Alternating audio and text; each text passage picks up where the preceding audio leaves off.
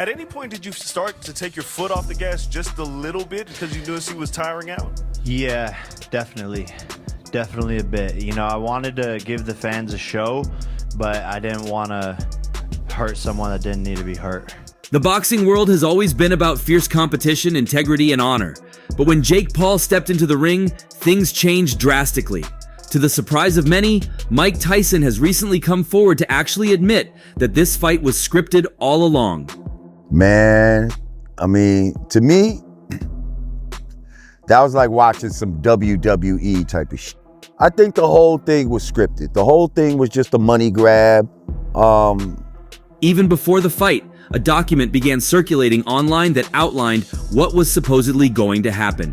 The so-called script described how Paul would knock out Tyson in the 5th round, but this didn't happen. Instead, the fight lasted all 8 rounds, and Jake Paul won on points. The judges' scores were heavily in favor of Paul. While some people believed this put the script rumors to rest, others weren't convinced. I saw a very funny sign, kind of side note, in the crowd that said Jake Paul is a LARP, which is like a live action role play, which is very accurate. Like, he is doing like a live action role play of a fighter. That's back to the part where it's like, is he scripting this? Yeah. I mean, there's no way that Tyson, he looked good Tyson won the first 2 rounds. Yeah. I don't even know if it was really that convincing. Yeah. Fans and critics took to social media, dissecting every moment of the fight, with many saying Tyson didn't perform as they expected. One of the most talked about moments during the fight was when Tyson landed a clean punch that visibly shook Paul. Fans were quick to point out that the old Tyson, even at his age, had shown a glimpse of his ferocious power.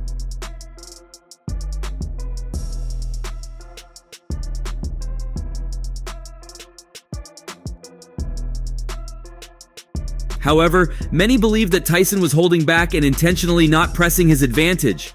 Videos of Tyson's training sessions where he looked fast and powerful were compared to his relatively tame performance in the fight. This fueled speculation that Tyson may have been contractually obligated to let Paul win.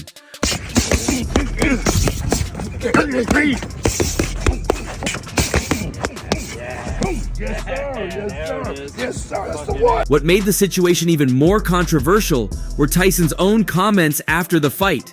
He recently hinted that the event was more about entertainment than competition, which left many fans feeling betrayed. Tyson's performance, combined with Paul's post-match remarks that he held back to put on a good show, added even more fire to the accusations. Crazy Mike, though. He don't care, but he didn't care when he was undefeated, as you know what I'm saying, a youngin'. He didn't care then. He would have took an L then, you know what I'm saying. Mike don't care about the whole staying undefeated or having a great record or any of that. He ain't undefeated, I'm saying, but I'm saying at that time, even when he was, and he was knocking everybody out, he's like, yo, if I take an L, I'll take an L. Yeah. But if we're being honest, we shouldn't even be surprised. For Jake Paul, this wasn't the first time such allegations had surfaced. Before his fight with Tommy Fury, another so-called script leaked online. It claimed Fury would suffer an eye injury, forcing a TKO win for Paul. Although this script was debunked as fake, the rumors had already done their damage. Fans began associating Jake Paul's fights with drama and manipulation rather than pure athletic competition. Oh, Jake Paul in another rigged fight. The Cash App is open. One major point of criticism against Paul is the financial aspect of his matches. Reports say that Jake Paul made twice as much money as Tyson from their fight. While Tyson is one of the most iconic names in boxing history, it was Paul who walked away with the bigger paycheck. This disparity outraged traditional boxing fans who saw it as an insult to the sport. Paul's critics argue that his success isn't based on skill or merit, but rather on his ability to create hype and attract viewers. Not a possible way it could be scripted. When you got a 58-year-old old legend in there that isn't going to give it 110% for all 8 rounds like it did back in the day. So what Jake Paul did was just stay at bay, stay at that jab, throw a few hard shots. The conversation became even more heated when Paul started targeting bigger names in boxing, like Canelo Alvarez. Jake Paul has openly expressed his desire to fight Canelo, a move many see as another calculated attempt to generate attention and money.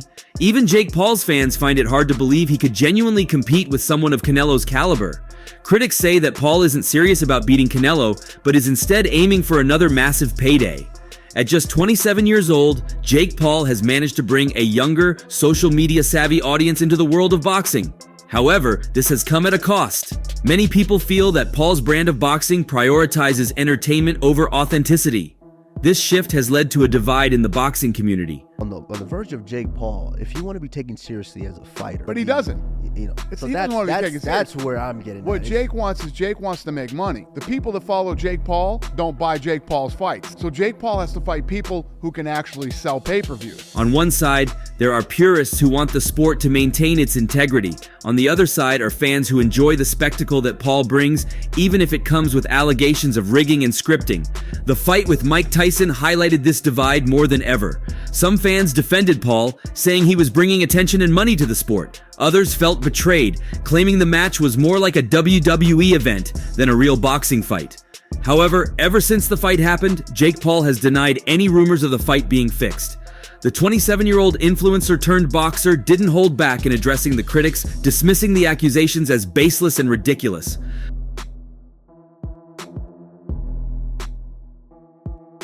Following the bout, Paul appeared on his brother Logan's podcast, where the conversation naturally turned to the controversy.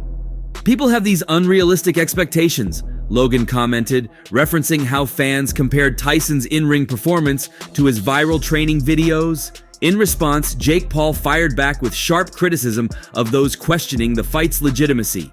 They don't understand boxing, he said. It's one thing to look good on pads, but it's another thing entirely when someone is in the ring with you punching back. People are just too dumb to get it. Comes to mind. Well, I don't know. Maybe his brother. You want to fight Logan? Logan, I think he said you might be next. Oh, I'll kill you, Mike.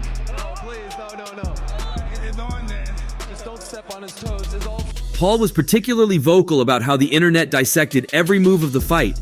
He mocked his detractors, pointing out that Tyson's perceived lack of aggression wasn't evidence of a rigged match, but rather a testament to his own skills.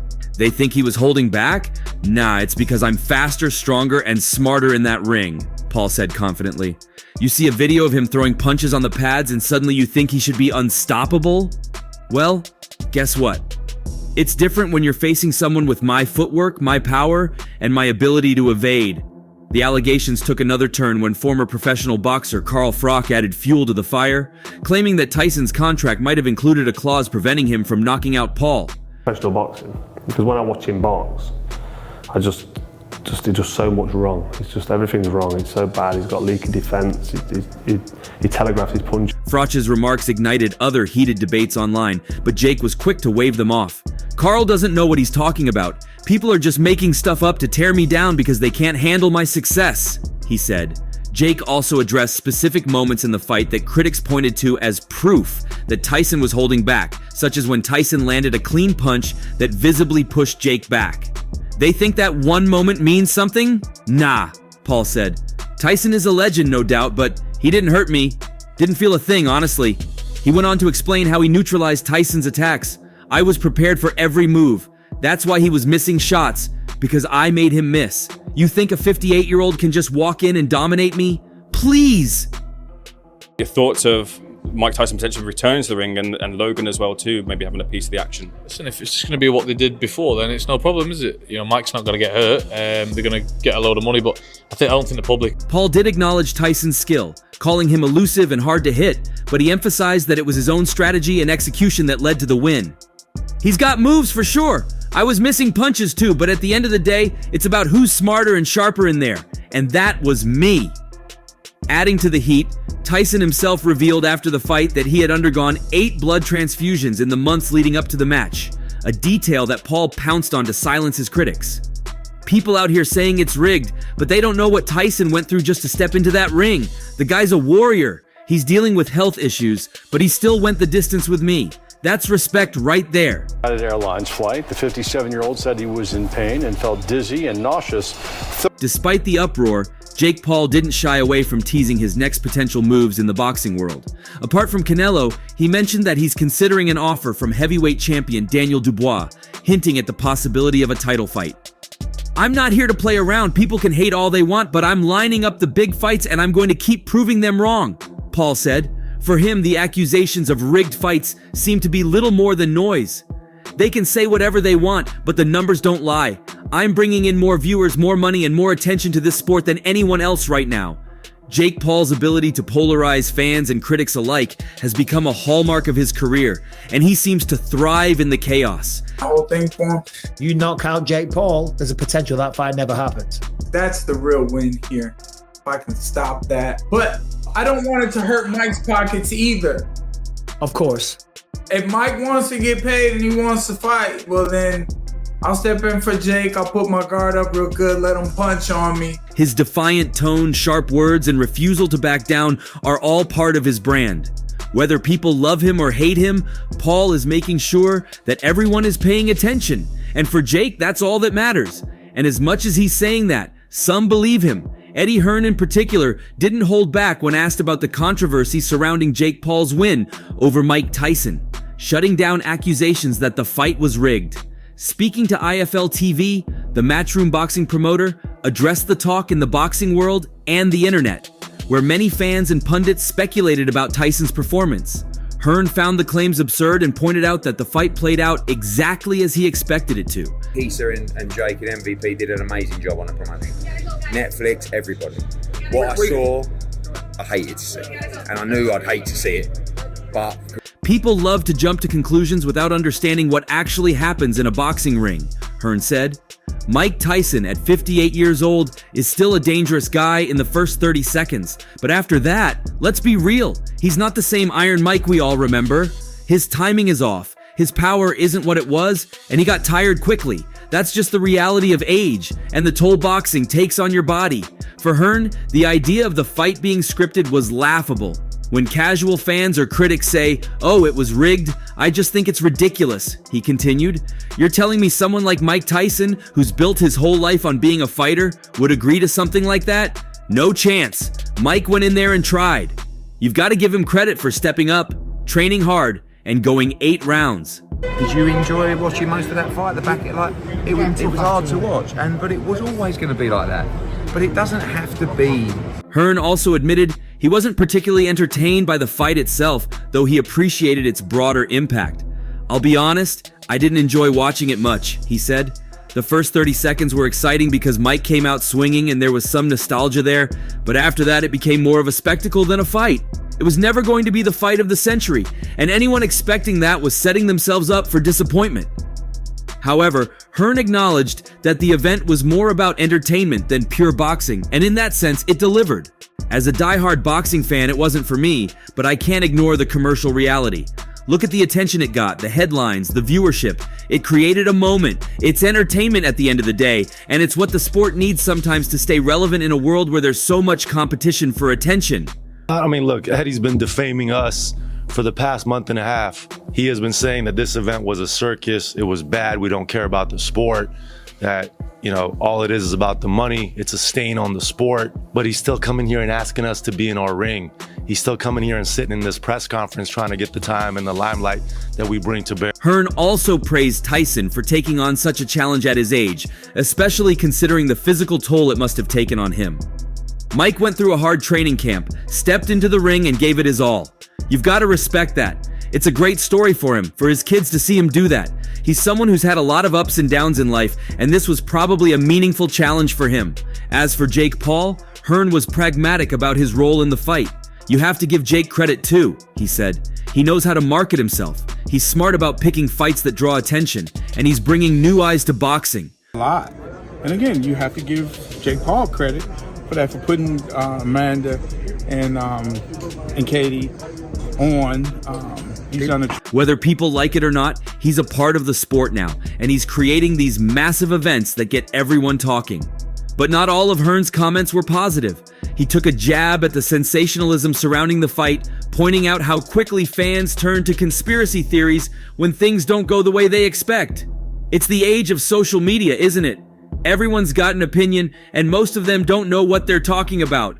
People see one moment in a fight, like Tyson not going all out, and suddenly they think they've uncovered some big conspiracy. It's nonsense. Mike Tyson's one of my favourite fighters of all time, but it's a big event, But I find it quite sad that someone that's achieved as much as Mike Tyson is fighting at, 58, something like that, and could lose to Jake Paul, but. Ultimately, Hearn saw the event as a mixed bag. a spectacle that wasn't his cup of tea, but undeniably successful in terms of public interest. I said from the beginning I wasn't a fan of this matchup, but I can't deny what it created. It's brought conversations, debates, and maybe even some new fans to the sport. So, in that sense, it served its purpose. Oscar De La Hoya, however, has never been one to shy away from speaking his mind. While others in the boxing world have downplayed the idea that the fight was anything but legitimate, De La Hoya isn't buying it. He openly accused the event of being scripted and called out the shady tactics he believes were used to make Jake Paul the winner in a fight against the legendary Tyson. Jake, you're a fucking spectacular marketer, my man. After only a few years in the sport, you managed to get yourself an enormous payday, and you're fighting Mike fucking Tyson. Everyone is talking about how staged this fight was, and I do believe it was scripted, De La Hoya said in an Instagram post following the fight. I believe Tyson was certainly held back. He didn't mince words about what he thinks happened. He believes Jake Paul paid for the win, which would make it all a part of some pre-planned spectacle rather than a genuine competition.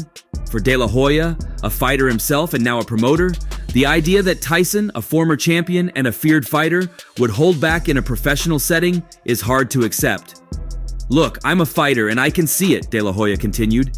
It goes on their record and it was sanctioned, so Jake Paul paid to get the W on his record for what? For your own personal satisfaction? He also pointed out that the fight's outcome being on Paul's record as a legitimate win raised serious questions about the integrity of the sport. And he was on quicksand since the first 10 seconds of the fight. It was wishful thinking for all those idiots who thought they were gonna get Mike Tyson of the 90s come out and rip some. De La Hoya made it clear that in his view, this wasn't just about the fighters involved. It was a broader issue that raised serious doubts about the future of the sport. He drew attention to the fact that the fight was sanctioned, adding a layer of legitimacy to the idea that something underhanded might have taken place. If Paul could buy a victory, De La Hoya implied, what kind of precedent does that set for the sport? But the most significant part of De La Hoya's argument is the accusation that Tyson was held back. Tyson, after all, is a living legend who at one point ruled the boxing world. Even in his 50s, Tyson is still known to possess extraordinary knockout power, and his ferocity, although not what it once was, has never fully disappeared. Can he be? Jake Paul has the conditioning like a young man that he is. I mean, he should obviously be able to tire out Tyson, you know? The idea that Tyson would go easy on Paul, particularly in a matchup of such high-profile nature, is something that De La Hoya finds hard to swallow. Tyson is not the same Mike Tyson he once was, but he's still dangerous. So for him to just let Jake Paul get away with that, I find it hard to believe, De La Hoya stated. However, there's a lot more at play than just Tyson's age. De La Hoya pointed out that the fight was marketed as a huge spectacle, drawing in millions of viewers worldwide, and in his eyes, that's where the real winners were, Amanda Serrano and Katie Taylor. Their fight, which happened on the same night, earned rave reviews for its authenticity and the true competitive spirit it showcased. I did catch the fight. It was hard to see him so old. Red Jones Jr. kept saying it, man, those legs aren't working. It was really hard to see. He really sold it, with the highlight videos of him training and his physique. I wish he went and showed us his ass. That was a little wild. For De La Hoya, the focus on the high-grossing Paul-Tyson match might have overshadowed what was, in his opinion, a much more significant event in the world of boxing. Two talented fighters showing the world what real boxing looks like. The fight drew 65 million households, which means roughly 200 million eyeballs were watching, De La Hoya said. And the huge winners were Amanda Serrano and Katie Taylor, who put on an incredible real fight that introduced new fans to the sport. His message seemed to be that while Paul and Tyson may have brought in massive attention, it was the real fight between Serrano and Taylor that deserved to be the highlight of the night. Come on, it's the last round. Feint him, boom. Feint him, boom. Feint him. De La Hoya's criticisms are rooted in his deep love for the sport, as well as his frustration with how the entertainment aspect of boxing sometimes takes precedence over true competition. While the commercial appeal of Paul's fight against Tyson is undeniable, De La Hoya's comments highlight a tension between boxing's role as a legitimate sport and its place in the world of entertainment. For him, the authenticity of the competition is what truly matters, and he clearly feels that the Paul Tyson fight didn't meet those standards. The real issue, in his eyes, is what this kind of spectacle means for the future of boxing, especially when fans start questioning the outcomes of high-profile fights.